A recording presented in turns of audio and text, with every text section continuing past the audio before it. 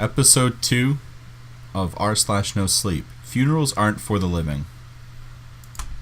I'd always heard that funerals are for those left behind.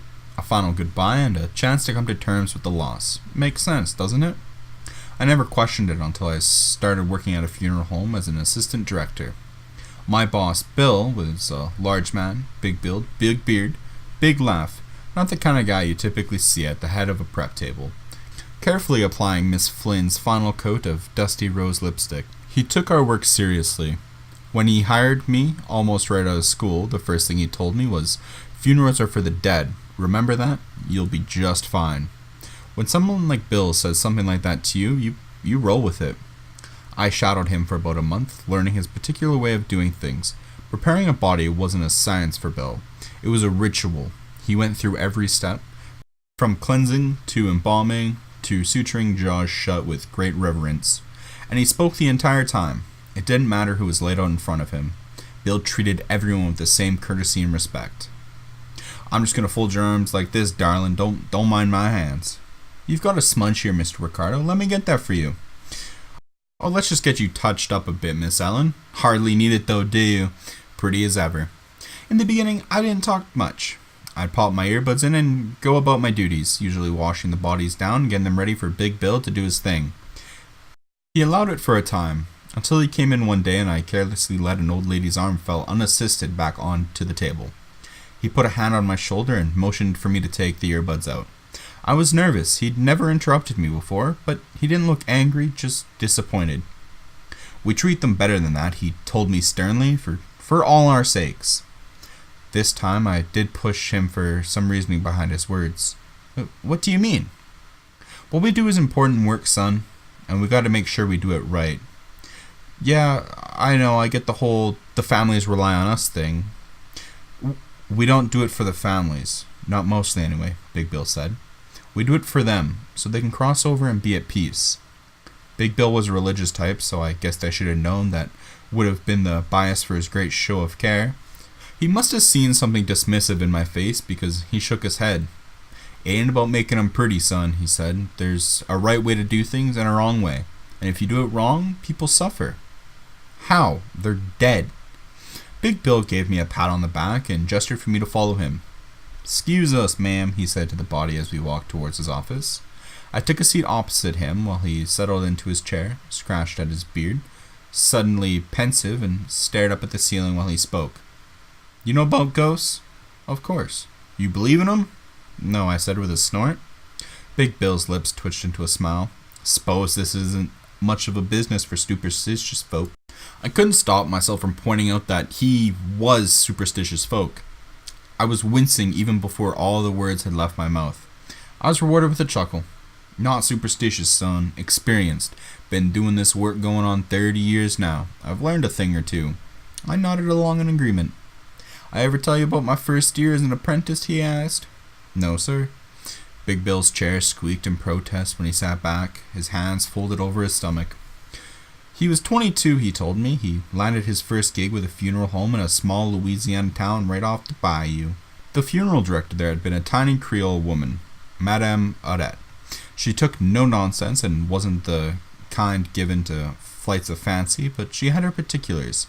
Big Bill didn't understand this at first, and he questioned everything. Why talk to them? Why be so gentle? Why? Madame Odette only tolerated it for so long until one day she took Big Bill by the beard and dragged him down to her level. "You got a curious mind," she told him. He didn't feel like he was in a position to disagree. "You really want to know the answers, or are you just flapping your lips to catch flies?" He assured her he did.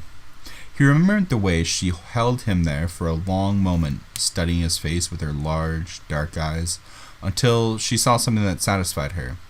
She let him go and told Big Bill to meet her at an address that evening. She was going to show him what happened if they didn't do their jobs right. The place she told him to go was an abandoned park. Madame Odette was waiting for him in the parking lot.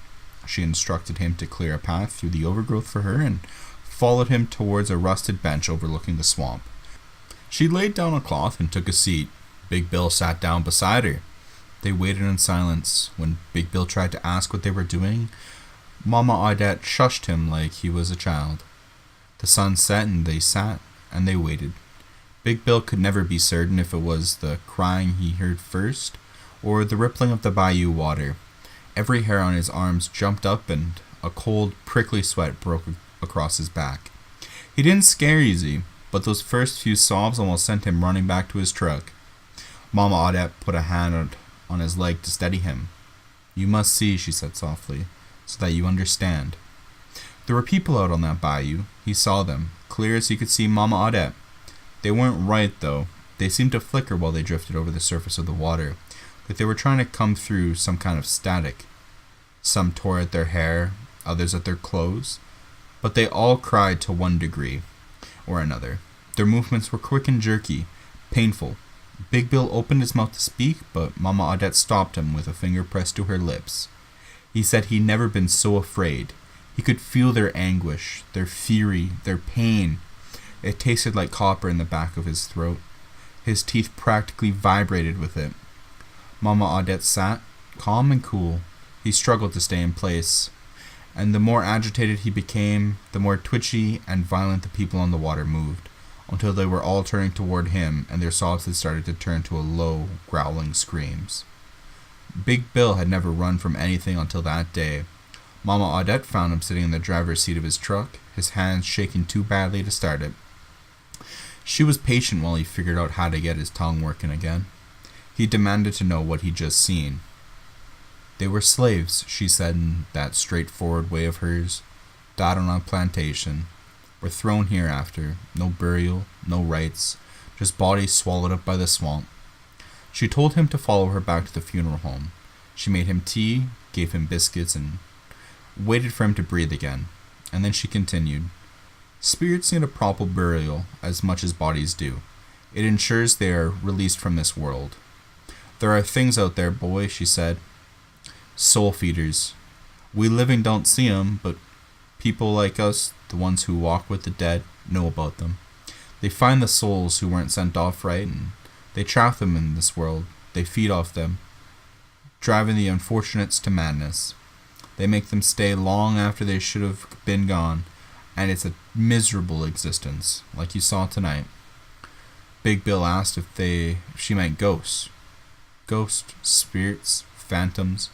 They have all kinds of names, but they all mean the same thing. Tortured souls who can't cross over. A mortician's job, whether they're aware of it or not, is to escort a body to its final resting place, where the soul can finally be released. They care for it, watch over it, protect it from the soul feeders who are repelled by the living. The mortician is the last line of defense before true freedom.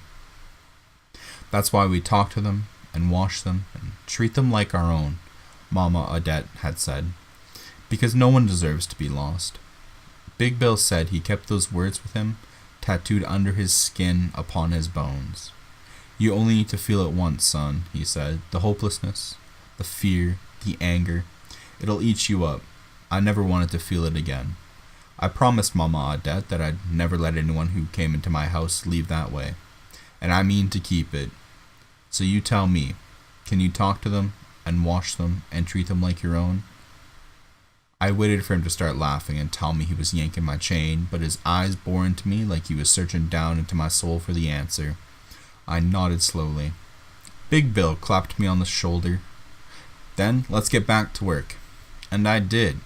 I don't know if what Big Bill told me was true, only that he believed it. I let that be enough for me. Why risk it?